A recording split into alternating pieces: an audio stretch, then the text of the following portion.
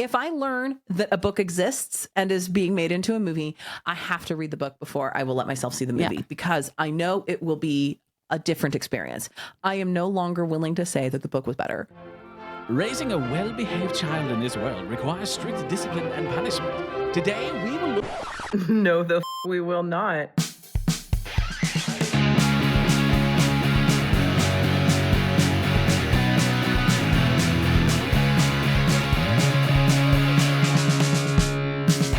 Hi, hello. Nice to see you again here on this Childproof Minisode, the one that I'm giving to Gwenna because I really like what she was saying. We were interrupted by a timer, and I don't really know what this episode is going to be about other than books not being movies and maybe more book stuff. I don't know. We like to talk about books, as you probably have realized we do that a lot. So, Gwenna, start talking now. Okay, because I was getting myself dizzy with the vibrating. So... Books and movies, I feel, are two different things, even if they are titled the same thing, even if the characters are the same thing, even if the plot line that is being followed is the same thing. Books and movies are different every time. Like when something says based on a true story and all that it has to be based on is like the smallest thing of truth just could the be in it, smallest and little they detail. can say this person was actually named this and they really did live in this area, and everything else we've pretty much taken creative liberties for. Got it. Okay. Yes. So that is how I view books and movies. And this is a fairly new experience for me because I used to be, oh no, the book was way better or the movie did something a little better. But for the most part, I view them as two different things. They don't have to tell the same story. And I know that this is a minority view because most people are like, no, you have source material that you're just adding visual components to.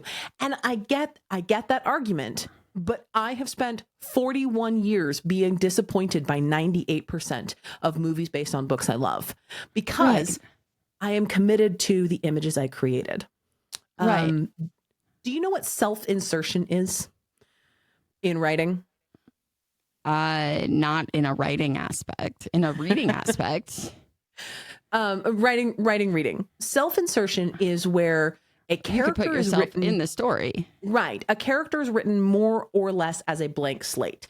Twilight, Stephanie Meyer's, whether she intentionally did that or not, I don't know about her writing process. But Stephanie Meyer, she wrote Bella as basically an empty character, just a shell of a position in the story. So readers targeted at 13, 14, 15-year-old girls in the first book could just be Bella. They could self-insert into the story and imagine themselves having all of these experiences that Bella was having. So the physical descriptions are kept to a minimum. The longer the book series goes on, the more descriptors Bella gets. But for the most part, there's almost no descriptors. And the descriptors that she is given is very blasé. She had brown hair.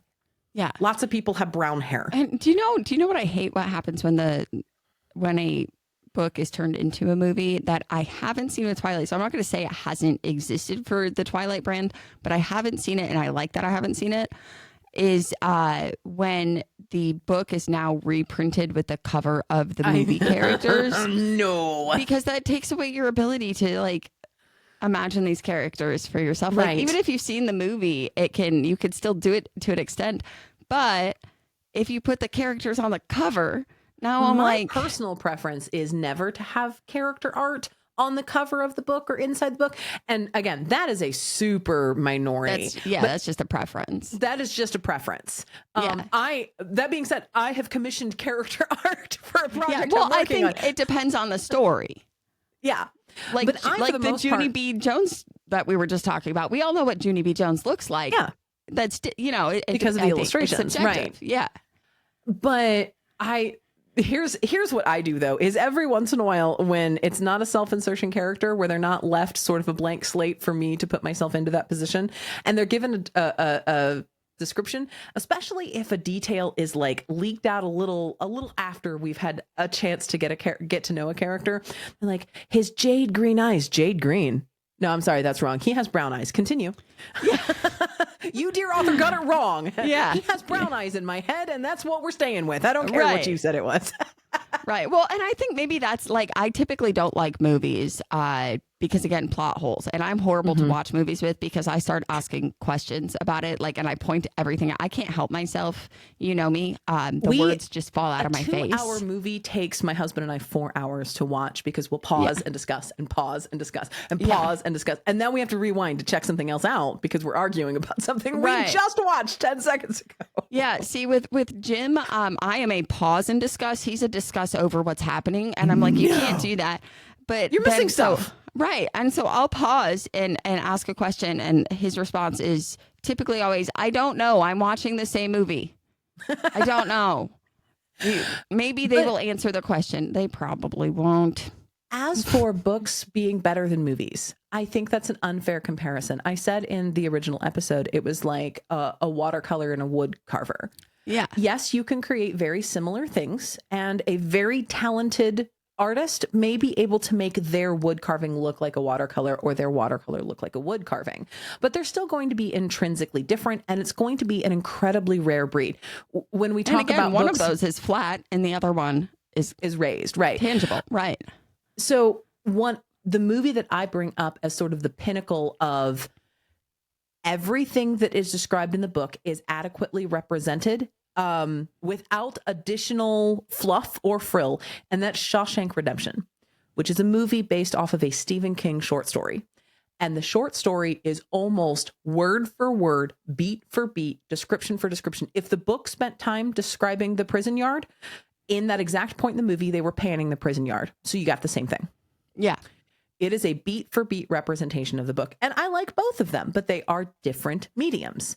And they tell a slightly different story. Because when I read Shawshank Redemption, if someone says scowl, I imagine a scowl in a certain way.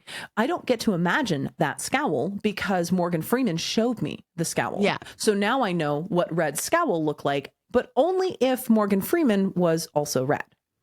Yeah. See, which for is me, characters. I do prefer reading because I like the inner monologue of characters. I like that. And while you could portray it, it's like, you know, an entire 30-page chapter is a 4-second clip in the movie. And that's just, it's not my preference. But I do prefer reading because of that ability of the self-insertion and the way that you can really ponder what this world is. Like, I'll watch a movie and then when the movie's over, I'm moving on with my life. Whereas when I'm reading a book, it's taking up more of my time. So between reading, I'm thinking about it and I'm like, what's going to happen next? And then, you know, you get those books where it's so good that you're like in that reading hangover and you're like, I need a minute before I start a new one. I've never had that with a movie. Yeah. So. I've rarely been left wanting more the way I want more after books. And there's also in the earlier podcast, I pulled up this idea of if you imagine an apple and someone else imagines an apple differently, who is more correct? Both of you are correct because you're both thinking of an apple. The fact that you are thinking of a big, bright red, juicy apple and someone else is thinking of a tiny little sour green crab apple, you're both thinking of apples. Yeah. Neither of you is more or less correct. The same happens when you take the source material of a book, which is dependent on the reader's appreciation, their understanding of the world, and their ability to imagine. Now, not every reader has the same type of imagination. And so some people are really just imagining something little more than stick figures. When they're making the movie, they are putting their interpretation of the material and what it meant to them. So it's like, it is the story, but through someone else's eyes. Through someone else's eyes. And that doesn't make it bad. Sometimes that makes it even, sometimes I have been confronted with movies where I'm like, nope, that makes more sense than what I imagined. Yep. Got that. Pretty much every Bond film ever. When I read Ian Fleming's original material for the James Bond series, I had a very specific, but almost every turn, especially when we get to the Daniel Craig era of James Bond, almost every single turn, no, that made more sense than how I imagined it because I lack a certain level of world experience to know how one would act with a gun or what one would do with a super secret spy lair. So it's not a bad thing. It's just a different thing. One of the places that I find the most fascinating to discuss is the ACOTAR fandom. So Sarah J. Maas wrote the series A Court of Thorn and Roses, and it's other 4 books. Yeah, 4. There's 5 in the series right now.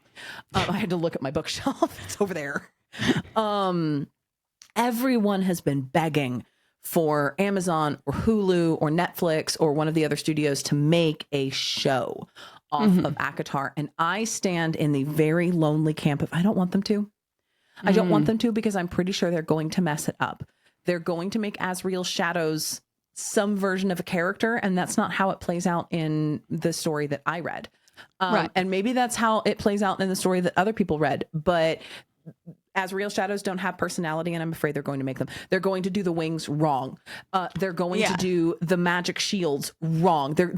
You can't. No, I like what I envisioned in my head, and I would prefer to not mess with that. Now, the option remains. Am I saying don't make the ACOTAR series? No, I'm saying I probably won't watch the ACOTAR series when it inevitably gets made. Right. Because a studio is going to see the cash cow that's going to be. Yeah. And it's for me, there have been movies that are based on books that I've really enjoyed. And I don't know what the aspect is that makes it a story that translates for me versus one that doesn't. But like I had talked about Time Traveler's Wife. I feel like the movie just minimized the depth of the story and it took away so much of what made the story incredible. And if you enjoy that movie, that's fine. That's all fine and good. I'm not judging you for it. It was just for me, it was like such a huge disappointment because that's one of those books I sobbed into. And so then I watched the movie and it was so lackluster. It was like I didn't move me in the way that the book did. And so, but that's after that experience, like I read Fight Club and I will never watch the movie. I have heard only good things about the movie, but I know the twist. I know what happens. I can't in any way imagine how that translates well onto a screen when I know what the story is. And I've just chosen to not watch it. What I will say about Fight Club is I did it the opposite way accidentally. I didn't even know it was a book when I first watched Fight Club. I didn't know. We shouldn't be talking about Fight Club. But for Fight Club, what I will say is I read the book after. And so I also had the same thing. I was like, I don't feel like this is, I know what the big reveal is. Yeah. We should probably like build in spoiler alerts because I'm about to spoil Fight Club. It is an ancient movie and an ancient book. If for whatever reason you have not made it through either version of Fight Club, just go ahead and stop the minisode now. This will be the ending conversation. You don't have to worry about coming back. But if you do not want a spoiler for Fight Club, go. Thanks for coming. Thanks for visiting. Okay, thanks for being here. At the end of the book, almost everything that goes wrong is because the main character, the narrator, is having a psychotic break. Yes. He's imagining these things. He's imagining this entire He thought that he was this other person too. Like he didn't realize that this other person was him. Yeah. And he was Tyler Durden the whole time. I loved how it was written. It was such a shock. It's like if you could put a jump scare in a book, it was that. It was like that moving, like, oh, so the way they did it in the movie was very subtle, and a lot of people who only saw the movie still didn't quite get it until it was explained to them. And it was such a fantastic way to do it. He's up in the building, he's watching the building fall down that he just blew up, and that's when everything comes crashing into place. That's when there's all of this. You suddenly realize why Helena Bonham Carter's character was so weird with the narrator. Well, it's because... Right. And it's like, that's exactly like when you read the book, you're like, oh. They did it really well. That is one of those sense. Movie book jumps that they had various ways to do it, and they did it well. And it is satisfying in both mediums. I read that book not over 10 years, like 8 years ago I read it. And now I'm like, you might have to watch Fight Club. We'll see. I might watch. You might have to watch Fight Club. We'll see. Now that we're talking about it, I will always choose the book. If I learn that a book exists and is being made into a movie, I have to read the book before I will let myself see the movie because I know it will be a different experience. I am no longer willing to say that the book was better because the book cannot be compared to the movie. It's different. Yeah. Well, and I mean, even just to bring it back to Twilight, I saw Twilight on accident. I went to a theater, had the time wrong, and that's what was playing, and I was there. I saw Twilight. I love Twilight. I read the book, and then I read all of the books that were out at the time within a week, right? Which I think was through Eclipse. And I loved it. And the thing is, I love the Twilight movies and I love the Twilight books differently. Yeah. They're both love-hate for different reasons. Yeah. Yeah. And that's the thing. We is should they do are this different more. stories. Can we talk about books more? Can we, like, not on Childproof, but we should also talk about American history. we should do those things So in a separate way. in a completely separate, like separate books. Yeah, I would love to separate hear history. you talk more about like specific books, like a book report type of thing. I can do I think book that'd be kind of reports. fun. Yeah, Could you do history minis? minis. More than minis, I think. I think I need more time. I'll just start dropping Benjamin Rush facts at you. One Benjamin Rush fact a week on Childproof, starting now. So anyway, if you've been longtime followers of Childproof, you have a little bit more knowledge about what we've been teasing. Yeah. And if you've made it to the end of this minisode, you might be putting the pieces together before the official announcement is out. So thanks for listening. Thanks for listening to this minisode. We'll see you on Childproof, founded in Bibliophage. What? Huh? Bye.